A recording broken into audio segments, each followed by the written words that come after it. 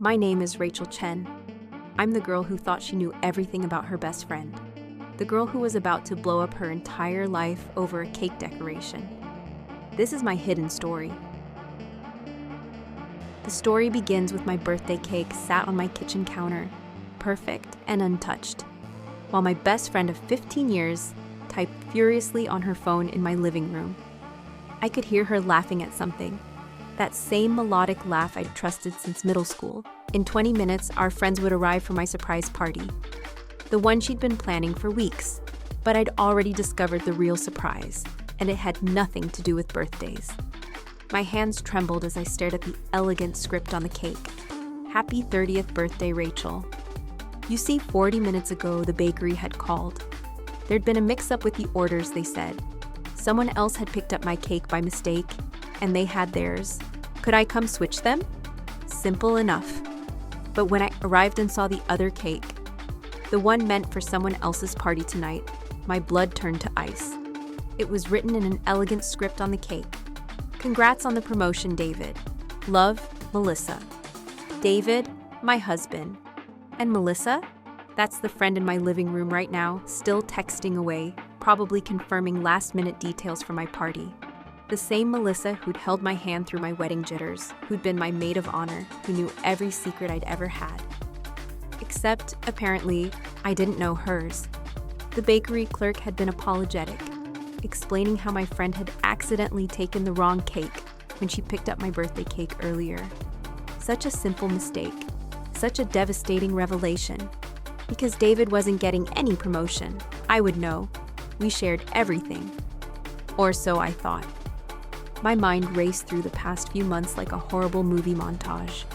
Melissa's sudden interest in gym classes, the same ones David attended. Her newfound availability whenever David worked late. The inside jokes they'd developed at our group dinners. The way she'd been so insistent on planning this party, making sure David would be there, making sure everything would be perfect. God, I'd been so blind. I stood in my kitchen now, knife in hand, staring at my pristine birthday cake. The doorbell would ring soon. Friends would pour in, shouting, "Surprise!" David would probably arrive fashionably late, as always, with some excuse about traffic. And Melissa. She'd play the perfect best friend, making sure everyone had drinks, taking photos, probably giving a touching speech about our friendship. The thought made me sick. But here's the thing about discovering a betrayal this big. You don't get the luxury of falling apart, not when you're standing in your own kitchen about to host a party with evidence of your husband's affair sitting in a white bakery box in your car. You have to make a choice. I could confront them now, before everyone arrived. Create a scene, scream, cry, throw things, end up as gossip material for weeks. Or, I looked at the cake again. At the kitchen full of party supplies Melissa had so carefully arranged. At the banner reading Dirty 30 in glittery letters. A different plan started forming in my mind. A better plan, because if they wanted to play pretend, I could play too. And I'd been pretending everything was fine for who knows how long already. What was one more night? Melissa walked into the kitchen, her phone finally tucked away. She looked radiant in a little black dress I'd never seen before. New clothes for her new life, perhaps? She smiled at me, that same warm smile I'd trusted through every heartbreak, every triumph, every secret. Nervous about your party? Don't worry, everything's going to be perfect. I've made sure of it. I smiled back, perhaps the most genuine smile I'd given in months. Because for the first time in who knows how long, I actually knew what was going on. You know what, Mel? I think you're right. Tonight is going to be absolutely perfect. She hugged me then, and I let her. I even hugged her back, memorizing the scent of her perfume. The expensive one she'd started wearing recently. The one I now realize smelled familiar for all the wrong reasons. The doorbell rang, our first guest. "Showtime," Melissa said, giving my hand a squeeze. "Showtime," I agreed. As our friends started arriving, I played my role flawlessly. The surprised birthday girl, the grateful friend, the loving wife when David finally showed up. kissing my cheek with lips that had probably kissed my best friend hours earlier. He handed me roses, yellow ones, because he'd never remembered that I preferred pink. Melissa, of course, knew. The balloons she'd bought were all pink. The party unfolded like a twisted play where I was both actor and audience. I watched David and Melissa exchange glances when they thought no one was looking. Noticed how they never stood too close together, never engaged directly, practiced movements of people hiding something. I saw Melissa check her phone and David reach for his moments later. Silent conversations in a crowded room. Our friend Jenny was telling a story about her disaster of a date last weekend, when I decided it was time. I excused myself to the kitchen, ostensibly to get more ice. Melissa, ever the helpful host of my own party, started to follow, but I waved her off. Actually, Mel, could you help me with something else? That other cake in my car, I picked it up by mistake earlier. Could you grab it? My keys are on the hook. It's in a white box in the back seat. She nodded, confused but compliant. Always so helpful, my best friend. I watched from the window as she walked to my car, watched as she opened the back seat and pulled out the box.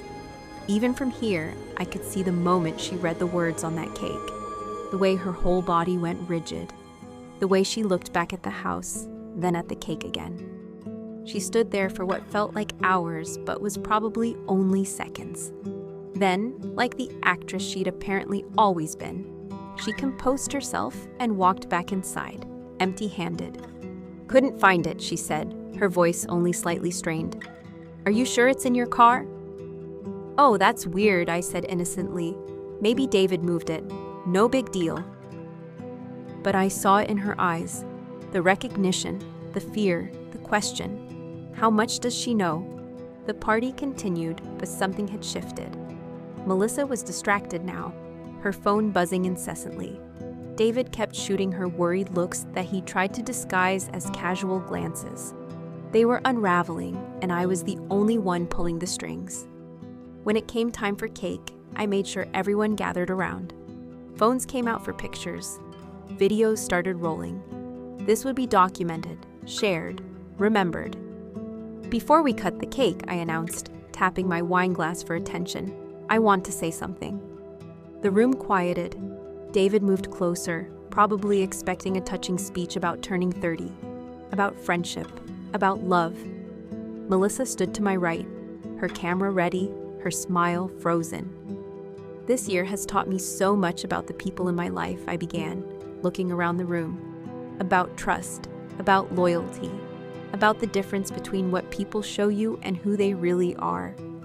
A few people nodded, probably thinking this was heading somewhere inspirational. Melissa, I turned to face her directly. You've been such a huge part of my life. 15 years of friendship. That's longer than most marriages last these days. She shifted uncomfortably. David cleared his throat. You've been there for everything. My wedding day, every anniversary, every time David had to work late or travel for business. I paused, letting the words sink in. Every single time. The room had gone completely silent now. That kind of silence where people sense something's happening but can't quite name it yet. And David, I turned to my husband, whose face had gone pale. 5 years of marriage. You always said I could trust you, that you'd never be like my father, who destroyed our family with his affairs. Remember promising that? Someone dropped a glass in the kitchen. Nobody moved to clean it up. Funny thing about trust, I continued. My voice steady despite the earthquake in my chest. Once it's broken, you start seeing things differently. Like how your best friend suddenly develops all the same interests as your husband. Or how your husband's phone habits change. Or how they both think they're so clever, so careful. Melissa's hand shook as she lowered her phone. Rachel, I don't... The bakery called. I cut her off. About the cake mix-up. Congratulations on David's promotion, by the way. When were you planning to tell me about that? Before or after you finished planning my party? The room exploded. Not with shouts or dramatic confrontations, but with the soft chaos of 20 people suddenly understanding they were witnessing something they shouldn't be. Friends started mumbling excuses to leave. Jenny tried to comfort me, But I didn't need comfort. I needed this moment of absolute truth in a room full of people who'd been fooled just like I had. David stepped forward. "Rachel, let's talk about this privately." "Privately?" I laughed, and it came out harsher than intended. "Like your private gym sessions, your private meetings, your private promotion celebration cake." Melissa was crying now, mascara running down her cheeks in thick black streams. "It's not what you think." "Then what is it?" I demanded.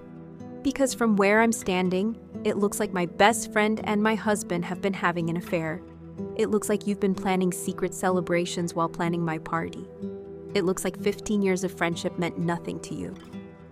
She opened her mouth, closed it, opened it again. No words came, because what could she say?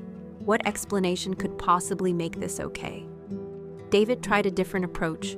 "Rachel, you're embarrassing yourself. Let's discuss this when you've calmed down." That's when I laughed, really laughed. Because even now, even caught red-handed, he was trying to gaslight me, make me the irrational one, the embarrassing one. "You know what's embarrassing, David? Being the last to know. Having your friends look at you with pity because they suspected before you did. Living a lie while the two people you trusted most played you for a fool." I picked up the knife I'd left by the cake earlier. Several people stepped back, but I just turned to the beautiful birthday cake. The one Melissa had chosen, decorated exactly to my taste because she knew me so well. "Who wants cake?" I asked brightly, bringing the knife down hard. The first cut was crooked, the second, worse. By the third, I was just hacking at it, destroying the perfect fondant flowers, the careful piping, the elegant script. Frosting flew, cake crumbled, and with each violent cut, I felt something inside me breaking free. "Stop it," Melissa grabbed my wrist. "You're ruining everything." I looked at her, really looked at her, saw the desperation in her eyes, the guilt, the fear, but also something else. Annoyance. She was actually annoyed that I was ruining my own birthday cake, my own party, the party she'd planned to ease her guilty conscience. "I'm ruining everything." I pulled my hand free. "That's rich, coming from you." The party was over. People filtered out with awkward goodbyes and promises to call later. Soon it was just the three of us in my destroyed kitchen, surrounded by the wreckage of what had been a perfect party setup. David tried once more. "Rachel, we need to talk about this rationally." "Get out. This is my house too. Get out!" I didn't yell. I didn't need to. The quietness of my rage was enough. "Both of you. Now." They left together. Of course they did. No point in pretending anymore. I stood alone in my kitchen, surveying the damage. Cake on the walls, frosting on the floor. The banner half fallen. Dirty 30 now reading just dirty. How appropriate. My phone buzzed. Messages of support from friends who'd witnessed the carnage. Offers to come back, to stay with me, to help clean up. I ignored them all. Instead, I walked to my car and retrieved the other cake. David's promotion cake, their secret celebration cake. I brought it inside and set it on the counter where my birthday cake had been. I stared at it for a long time, this perfect representation of their deception. Then I got a fork and took a bite. Chocolate with raspberry filling. David's favorite. Of course Melissa would know that too. I ate slowly, methodically, tasting every bite of their betrayal. It was the best cake I'd ever had. Rich, decadent, expensive. They'd spared no expense for their secret celebration. My phone rang. Melissa. I let it go to voicemail. Then David. Then Melissa again. The calls kept coming as I kept eating, fork by fork, bite by bite, until I devoured every last crumb of their lie. The sun was rising by the time I finished. My kitchen was still a disaster. My marriage was over. My oldest friendship was dead. But for the first time in months, maybe years, I felt free. I'd been so afraid of turning 30, of getting older, of things changing. But change, I realized, isn't always a bad thing. Sometimes it's just the universe's way of showing you what was already broken. My phone buzzed again. this time a text from a number I didn't recognize. "Hi Rachel, this is Tom from the bakery. I'm so sorry about the mix-up yesterday. I hope it didn't cause too much trouble. As an apology, we'd like to offer you a free cake for any future occasion." I almost laughed. Too much trouble? That cake mix-up had just saved me from wasting more years of my life on people who didn't deserve me. That mistake had given me the greatest gift of all, the truth. I texted back. "No trouble at all. In fact, it was perfect timing. And yes, I'll take that free cake. I have a feeling I'll be celebrating a lot of new beginnings soon." Then I did something I should have done hours ago. I blocked David's number, then Melissa's. Then I started cleaning up the mess, both literal and metaphorical. By noon, the kitchen was spotless. The party supplies were packed away. The evidence of last night's drama was gone, except for the messages still pouring in from friends. Some offering support, some asking for details, some admitting they'd suspected something. I didn't respond to any of them. Not yet. First, I had calls to make. A lawyer, a therapist, a real estate agent. The logistics of dismantling a life built on lies. But before all that, I made one more call. "Hi, Mom. Yeah, I know it's early. No, everything's not okay. But it will be. Can I come stay with you for a while? I have a story to tell you about Dad. Turns out you were right. I did marry someone just like him." The irony wasn't lost on me. All those years of swearing I'd never end up like my mother. Betrayed and broken by infidelity. Yet here I was. The only difference, I'd found out sooner, and I'd refused to keep quiet about it. 3 months later, I was signing divorce papers in my lawyer's office when I ran into Melissa. She was coming out of the bathroom, probably meeting with David's lawyer in the same building. How perfectly awkward. We stood there, former best friends turned strangers, with nothing but betrayal between us. She spoke first. "I'm sorry." "No, you're not," I said simply. "You're sorry you got caught." "That's not..." She stopped, sighed. "You're right. I don't even know when it started. When I stopped being your friend and started being that person." "The day you decided my husband was more important than our friendship," I answered. "The day you looked me in the eye and lied. Every day after that was just momentum." She nodded, tears in her eyes again. But I felt nothing. The anger had burned out months ago, leaving only indifference. "Are you happy?" she asked. "Now that it's all over?" I thought about it, about my new apartment, my new job in a different city, my new therapist who was helping me understand why I'd ignored so many red flags. My new life, built on truth instead of pretense. "I'm free," I said. "That's better than happy." I left her standing there and walked out into the bright afternoon sun. My phone buzzed. A text from Jenny about dinner plans with some new friends she wanted me to meet. People who didn't know my history, who wouldn't look at me with pity or judgment. I said yes, because that's what you do when you're starting over. You say yes to new experiences, new people, new possibilities. You leave the past where it belongs and focus on building something better. The bakery where it all started was on my way home. On impulse, I went inside. The same clerk was there, the one who'd called about the mix-up. "I remember you," he said, smiling. "The birthday cake lady, how did that turn out?" "It was perfect," I told him honestly. "That mix-up changed my life." He looked confused but pleased. "Well, we still owe you that free cake." "Actually," I said, "I'd like to order one now. A small one, just for me." "What's the occasion?" I thought for a moment. "New beginnings. Just write chapter 2 on it." As I waited for the cake, I thought about that night 3 months ago. The destruction, the humiliation, the end of everything I thought was stable in my life. Back then, it felt like the world was ending. Now I understood it differently. It wasn't an ending, it was an unmasking.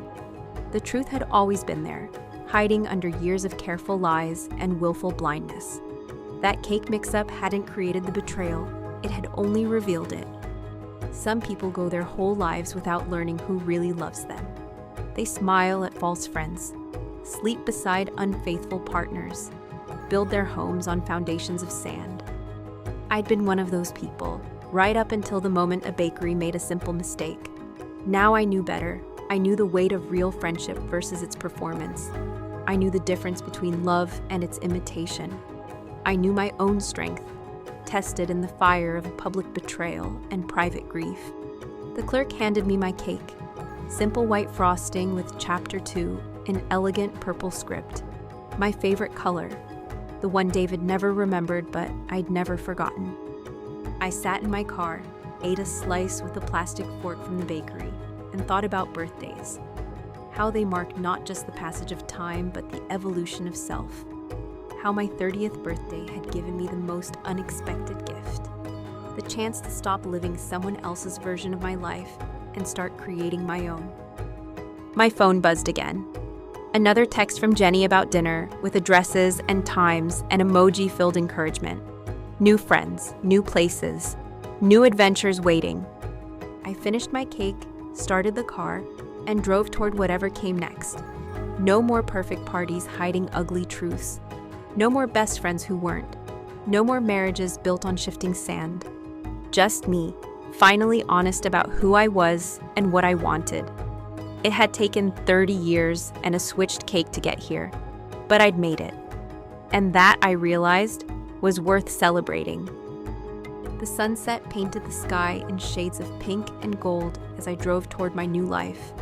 In the rearview mirror, the past grew smaller and smaller until it was just a speck on the horizon.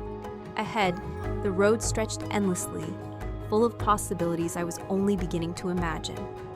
I turned up the radio and sang along, badly and loudly and without shame. Because when you've already lost everything you thought mattered, you stop worrying about perfect performances. You just live, honestly, messily, beautifully. And that's the real gift of betrayal if you survive it. The freedom to stop pretending and start being. The permission to choose your own happiness over everyone else's comfort. The courage to blow up your life if that life was built on lies. Happy birthday to me, indeed.